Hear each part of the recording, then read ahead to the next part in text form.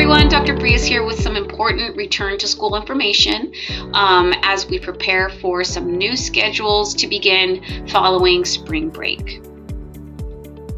If you are a student, a parent or family member, or a teacher in grades TK to 2, here are some important dates that you will definitely want to mark on your calendar.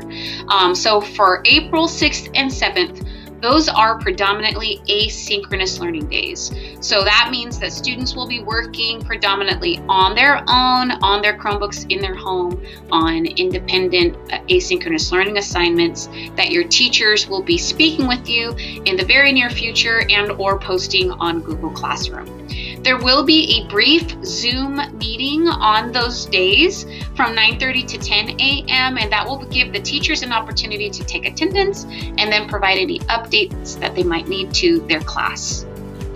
On April 8th, as you can see, is the first day of our new schedules to begin. So that means the hybrid in-person schedule and then the full virtual student schedules. We'll get into that in just a minute. For grades 3 to 5, if you are a student, a parent, family member, or teacher, these are the important dates that you'll want to mark on your calendar. April 8th and 9th are your asynchronous days. So leading up to those days, it's just everything is scheduled as you're used to. Nothing changes until April 8th and 9th. On April 8th and 9th will be your asynchronous days for grades 3 through 5. That means that you'll be working predominantly on your own, on asynchronous learning assignments through Google Classroom without being logged into Zoom. You will log into Zoom for a brief class meeting from 9:30 to 10 a.m. on April 8th and April 9th, again to give teachers an opportunity to take attendance and then provide any updates to the class that they need to provide. For your grades, the first day for new schedules, which mean the hybrid in-person schedule and then the virtual schedule, will begin on April 12th. I'm going to go briefly through all of the different scheduling so that you understand what that's going to look like. So if you are a TK or kindergarten student, parent, family member, or teacher, gates will, let's start with in-person. So students who are hybrid or in-person, gates will open at 8 a.m. Instruction will begin at 8:15 and it will go until 10:30 a.m. At which time you will be dismissed with a lunch for that afternoon and a breakfast for the following day. You will have an 11 to 12 p.m. lunch period, and then you will be expected to work on your own asynchronously from 12 to 1 p.m. For full virtual students, you will be working on a flip-flop of that schedule. So you'll be working on your own from 10 to 11 a.m. on asynchronous assignments that your teacher assigns. And then from 11 to 12 p.m., we will have lunch distribution here on campus like we have been doing. And then your actual Zoom class will begin from 12:15 and it'll go until 2:45. And there's a 15-minute recess in there. Please note that this schedule is for Monday, Tuesday, Thursday, and Friday only. Wednesdays are a full virtual day for all students. So as you can see here on the right, for TK and kindergarten students, there is asynchronous learning taking place from 8 to 9:30 a.m., which is work on your own independently, and then from 9:30 to 10:15 a.m., a brief Zoom class conference. Again, teacher will have an opportunity to take attendance and provide updates as needed, and then asynchronous learning for the rest of the day with that 11 to 12 p.m. lunch distribution here at Williams with lunch for that day and breakfast for the following morning. If you are a student, parent, family member, or teacher in grades 1 through 3, this is what your schedule will look like. So this is the Monday, Tuesday, Thursday, Friday schedule. For students who are in person, like it is for TK and K, our gates will open at 8 a.m. Instruction will begin at 8:15. Students, you will be dismissed at 11 a.m. And receive your lunch on your way out the gate and your breakfast for the following morning. You have a lunch period from 11 to 12 p.m. and then will be expected to work on your asynchronous learning or independent activities on your own in the afternoon from 12 to 1:20. Full virtual students, you have a flip-flop schedule. So from 9:25 to 11 a.m., you are expected to work asynchronously on your own without signing into Zoom on your asynchronous learning assignments assigned by your teachers. From 11 to 12 p.m. is your lunch period, in which you can either walk over here or have your parents drive you like you've been doing to pick up your lunch for that day and breakfast for the following day. At that time, 12:15 to 3 p.m., From 12:15 to 3 p.m. is when your live video conference or Zoom class will take place. There is a 15-minute, as you see, recess that is built into that schedule. Same thing as the other TK and kindergarten students and for all grades. Wednesdays are an all virtual day for all students. So there will be no students on campus whatsoever on Wednesdays. All Wildcats will remain at home. There is 8 to 9:30 asynchronous learning on the schedule, meaning you will be on your own, not logged into Zoom. From 9:30 to 10:30 a.m. for grades 1 through 3 is the live video conference or your Zoom class. Again, this will give your teacher an opportunity to take attendance.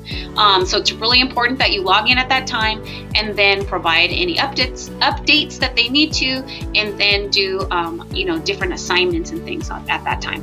From 10:30 to 11 will also be asynchronous learning, and then again from 11 to 12, just like every other day, is the lunch period, in which you have the opportunity to come to Williams and pick up your lunch for that day and breakfast for the following morning, followed by asynchronous learning from 12 to 12:50 p.m.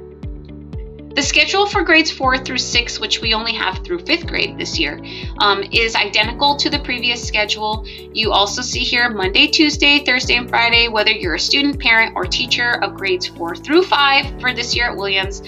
If you're in person or gates open at 8 a.m., you will begin instruction at 8:15. It will end at 11. There you will receive your lunch on the way out the gate and your breakfast for the following morning, and then eat it at home.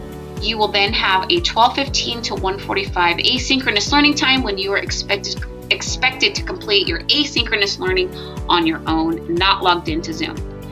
Virtual students, your schedule is flip-flop from that. From 9:15 to 11 a.m., you will have asynchronous learning. At that time, from 11 to 12 p.m., you will have your lunch period, in which you can come to Williams and pick up your lunch and breakfast for the following day.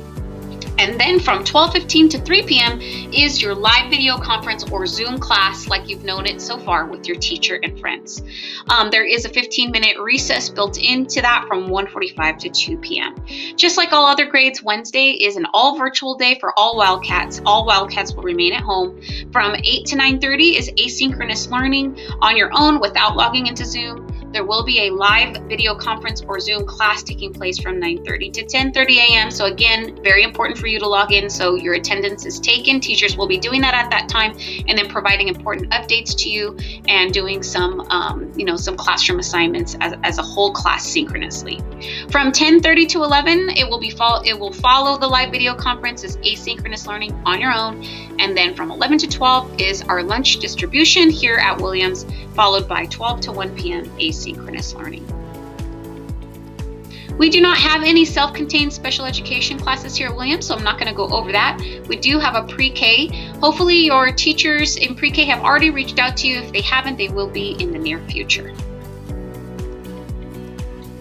So again, I want to emphasize asynchronous learning time, once we start these new schedules, will look different. Up to this time, teachers have still monitored the asynchronous learning time through GoGuardian, and so they've provided feedback and assistance and support, and they will not be able to do that anymore. So that will not be taking place anymore. Students will be expected to work completely independently with the help and support of whoever is at home.